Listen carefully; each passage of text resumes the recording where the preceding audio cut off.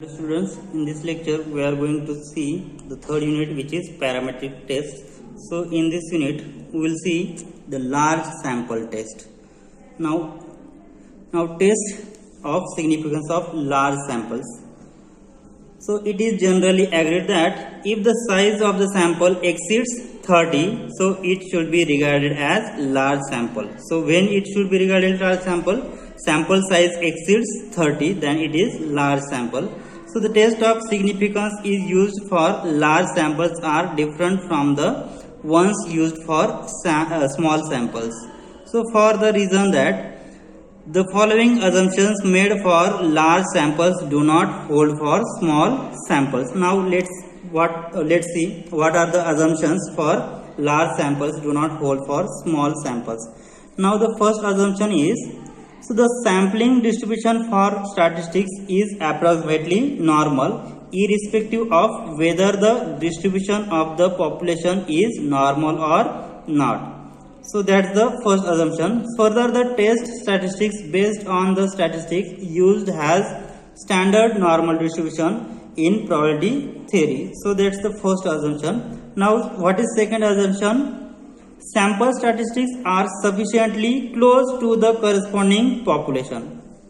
Sample statistics are sufficiently close to the corresponding population, means our given data, corresponding population parameters, and hence may be used to calculate the standard error of the sampling distribution. So these two are the assumptions made for the large samples, which is do not hold for small samples. Now second point, next we will see test for population mean. Now what are the assumptions? First assumption is simple random sample. Second assumption is normal population or large sample, and last third assumption is sigma is known. Now let's see. So there are n samples, x1, x2, x1, xn be sample observations in random samples of n size.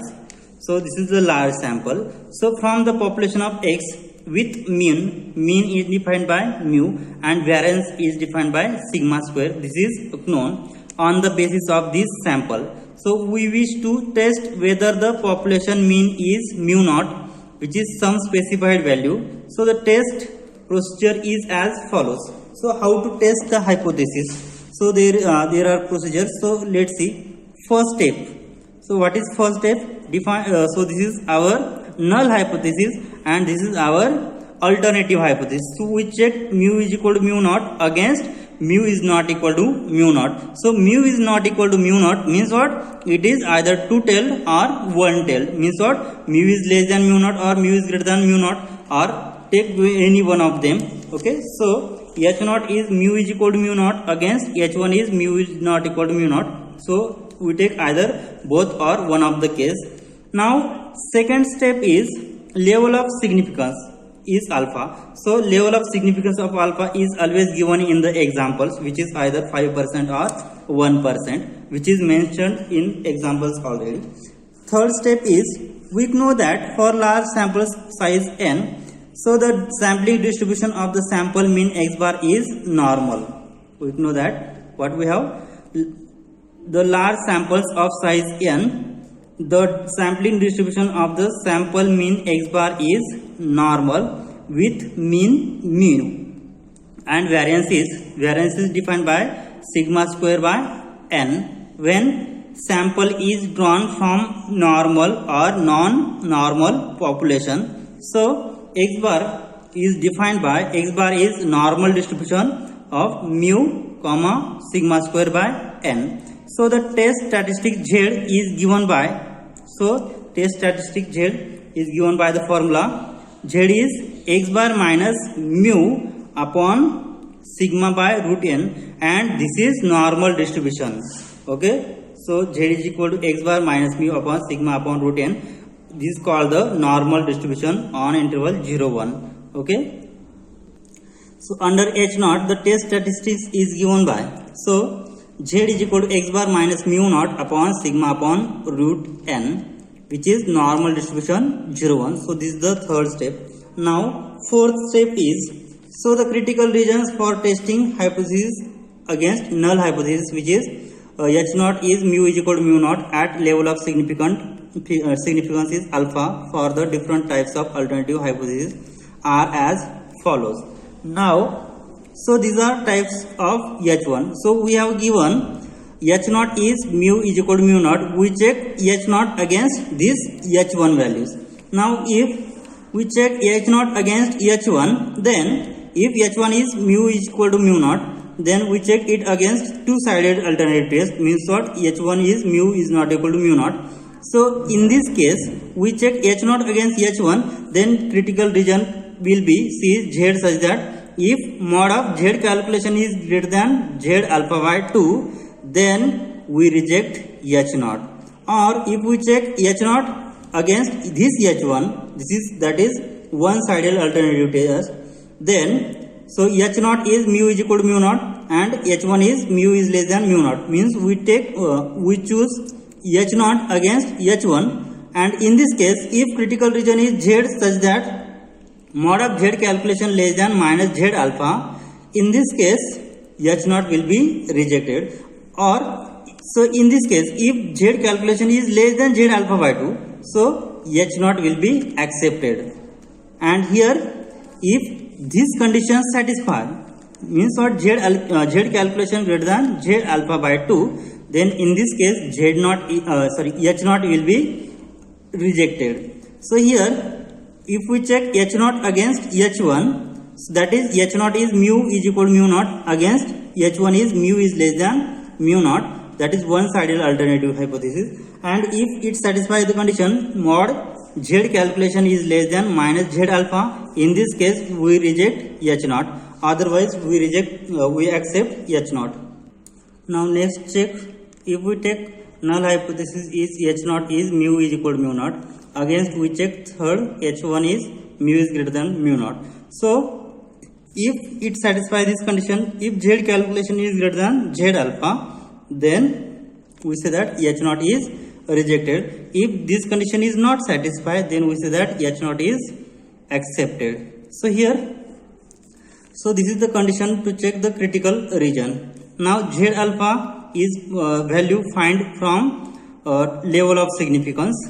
If alpha is 5%, then the value of Z alpha will be given.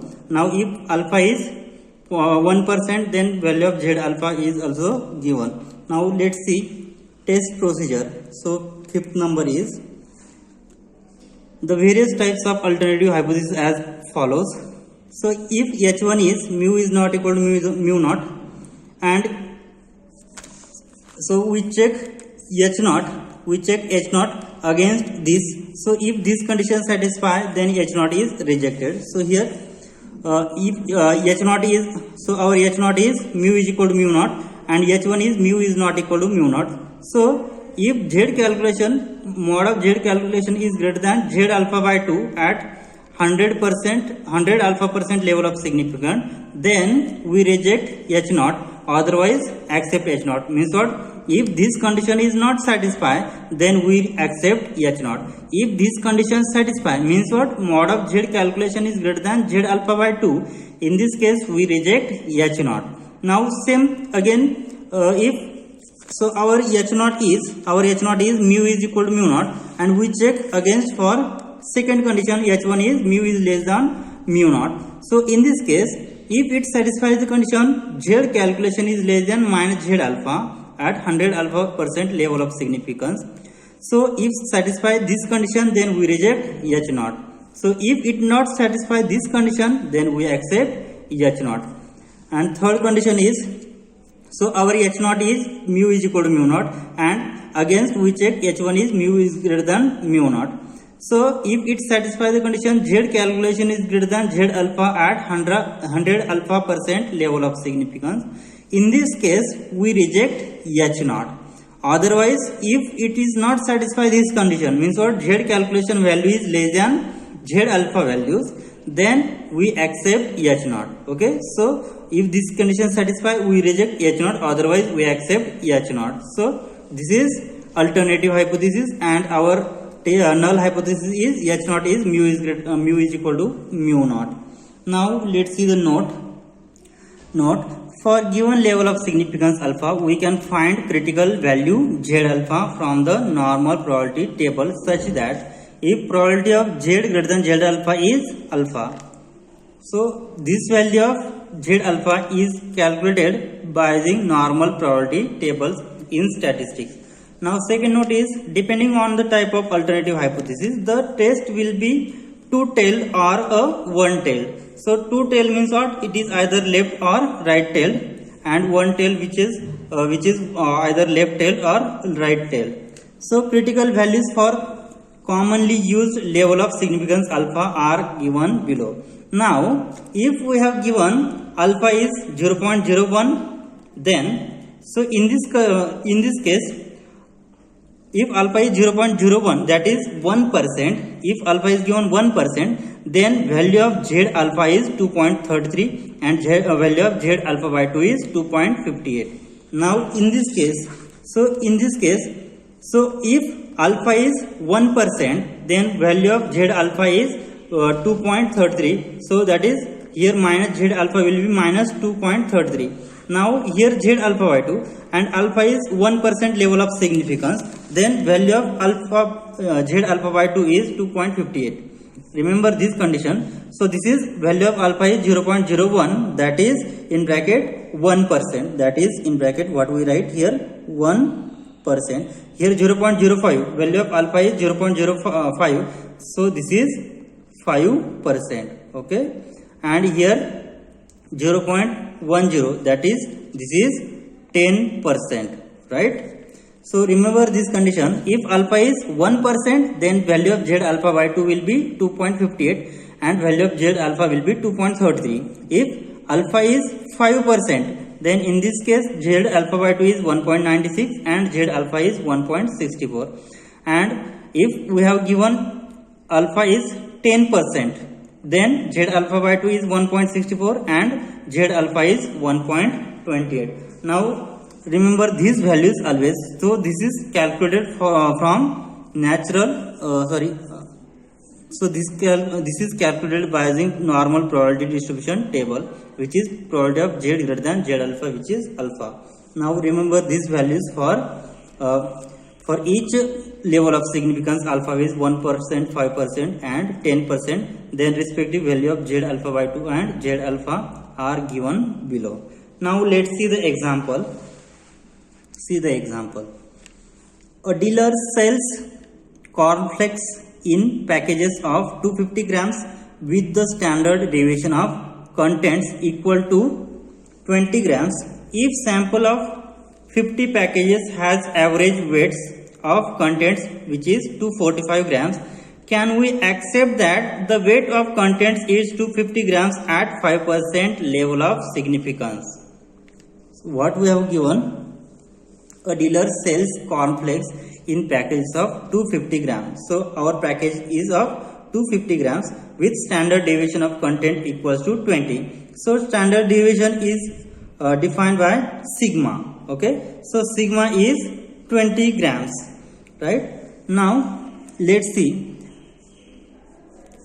we have given standard deviation of contents equal to 20 grams. If sample of 50 packages, so value of n is 50. Now here we have given 5% level of significance, so write down here h naught is equal to, so what we have given 250 grams. Okay, against we check, so what we have to check now, what we have to check here, can we accept that the weight of contents is 250 grams? We have to check mu naught is equal to 250, so what is its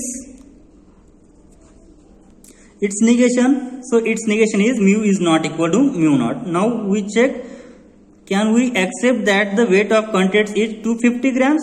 Now here our null hypothesis is mu naught is 250 grams. We check its negation, so its negation will be h1 is mu is not equal to mu naught, which is 250 grams.